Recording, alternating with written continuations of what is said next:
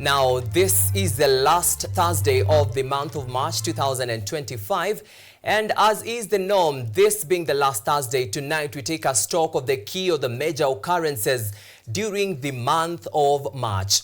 And to kick us off tonight, March 4th and 5th, we witnessed the Majengo protests. Now, protests erupted in Majengo area following the alleged fatal shooting of a 17-year-old boy identified as Ramadan Chege during a police operation in the night of Tuesday, 4th March. Now, on the morning of 5th March, several people, including a police officer, were injured during the chaos that stemmed from the previous night shooting. Further, demonstrators set police houses ablaze in response to the fatal shooting and also torched 2 police vehicles, attacked the area's chief's office, and blocked roads. Now, in their statement in this month of March, the National Police Service noted that they had interdicted, the officer responsible for Ibrahim's killing. Now, that is one of the major occurrences that shaped the month of March, happening between 4th to 5th March.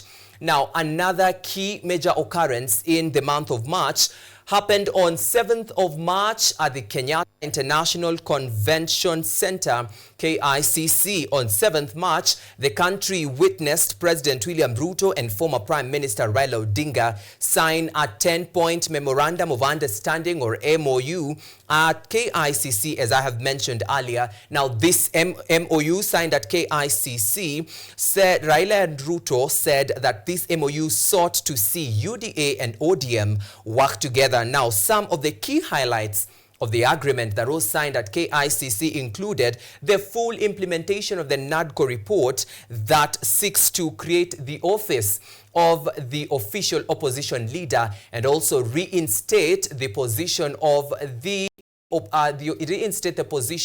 the Prime Cabinet Secretary. Another key implementation or key MOU that was signed by President William Ruto and Raila Odinga at KICC was the right to peaceful assembly, compensation of all pending claims of rights of victims. That is also just part of the 10-point MOU signed between President William Ruto and Raila Odinga. Another one that took the highlight was the audit of the national debt and how it was used and how debt was used to stopping wastage of public resources. Another key highlight of the MOU that really got a lot of people talking was the protection of the sovereignty of the people, to stop abductions, respect constitutionalism, and also the rule of law, and also respect for press freedom. That is another major occurrence in the month of March that happened on 7th of March.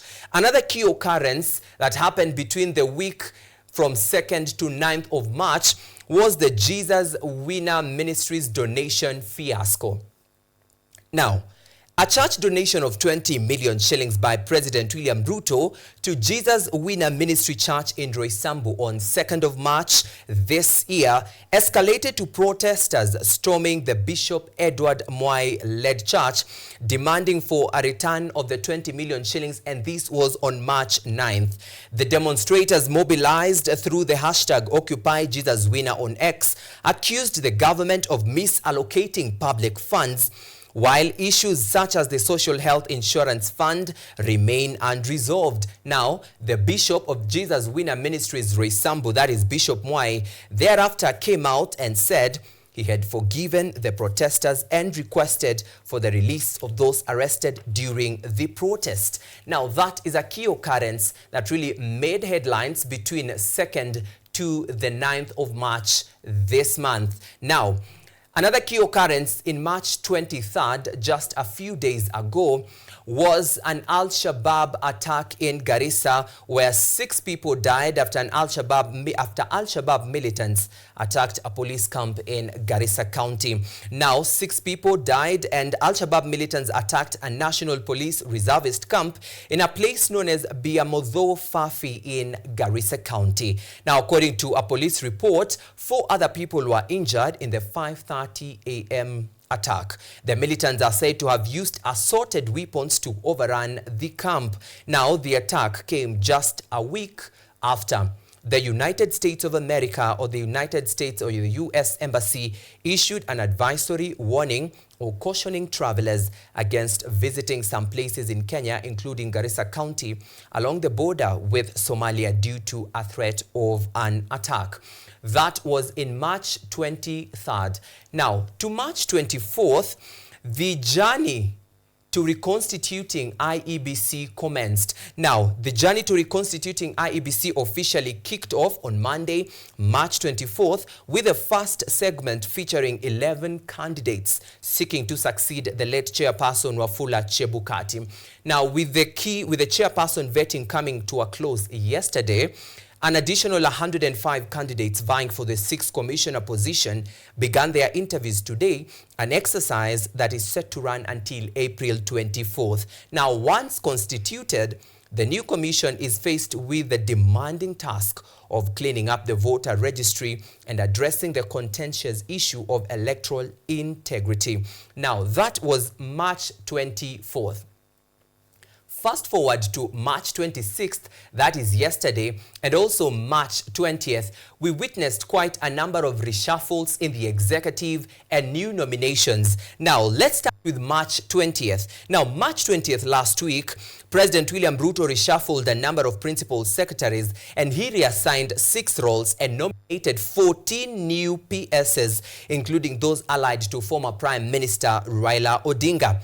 Now, among the notable names that were caught up in the reshuffle were Professor Edwin Kisiangani, who served as a former ICT-PS. We also had Professor Kisiangani, I beg your pardon. We also had Professor Julius Bitok, who was serving as a PS for immigrations, and also Dr. Belio Kipsang, who was serving as the PS for basic education. Now, Professor Edwin Kisiangani, Professor Julius Bitok, and Belio Kipsang were reassigned to different and various ministries in the executive as PSs. Now, among the new entries that sparked quite some reactions included the nomination of former Pwani University President Fikirini Katoi Kahinde Jacobs, who was nominated as a PS for youth affairs.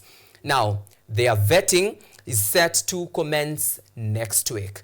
Fast forward to yesterday, March 26th. Now, yesterday, March 26th, we saw President William Ruto sack former Attorney General Justin Muturi, who was sent packing, and his replacement, that is Mbeere North Member of Parliament Geoffrey Ruku, coming from his region and also his party, that is the Democratic Party. Another new face nominated into the cabinet was Hannah Teriki Wendot Cheptumo, who is the widow of former Baringo Senator William Cheptumo.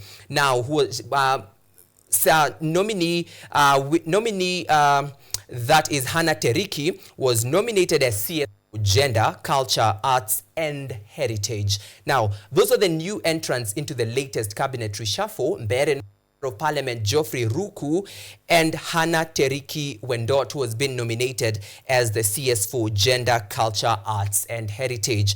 And of course, CS's Eden Dwale Bare and Deborah Barasa Mlongo, they swapped their ministries in the latest cabinet reshuffle. Now, the latest cabinet reshuffle that happened just yesterday, that is March 26th, has raised more questions than answers from Kenyans.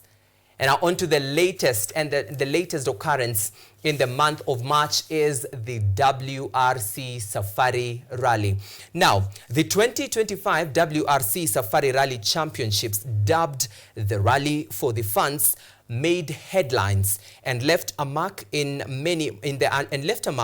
many motorsport enthusiasts who navigated the heavy rains, the sun and chilly weather in the 4-day event that concluded last Sunday at Hell's Gate National Park, with Welshman and Toyota ace Elfyn Evans emerging as the winner during this year's WRC Safari Rally Championships. Now, the organizers, this year was quite a unique event because the organizers of the WRC 2025 were forced to open the finishing area to the public for the first time ever since the Safari Rally returned to the WRC in 2021. Now, this year's event also saw over 30,000 fans come from neighboring countries in the Eastern Africa Community region, including countries like Uganda, Tanzania, and Rwanda. Now, that is among the major key occurrences in the month of March 2025. I hope now you have a glimpse, so you are adequately informed about the major occurrences during this month of March. And right about now, we are taking